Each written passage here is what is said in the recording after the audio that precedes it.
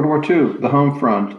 There's no pictures on this introductory slide like normal because there's so many other pictures for you to see. But the home front, and the way you're going to look at the home front is through the lens of what women and several minorities, people that usually are not as well respected, what they do, what they did back then.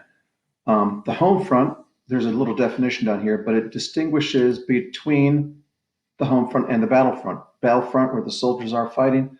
Home front is, as you see there, back at home where people are providing things. So there's your directions using the links in the slides to get to the resources, and you're going to do work on slides 5, 6, and 8, and then do all of the reflections on both sides 9 and 10.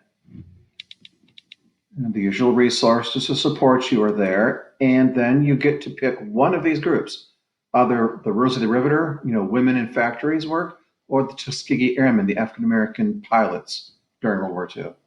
Some of those pilots saved my dad's life, by the way. Then there are the next slide, slide number 6, where you get to pick the Navajo Code Talkers, Navajo Nation out in the West, or the Nisei Regiment, the Japanese Americans that fought for the U.S. Army in World War II.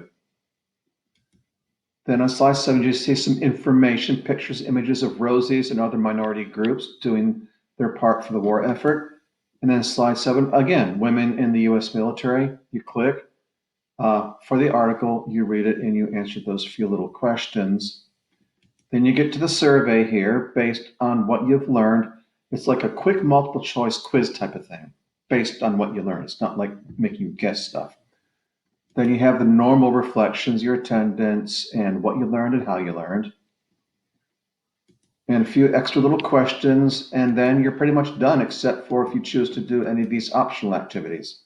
So that's it. Again, email any questions you have when you're doing the lesson.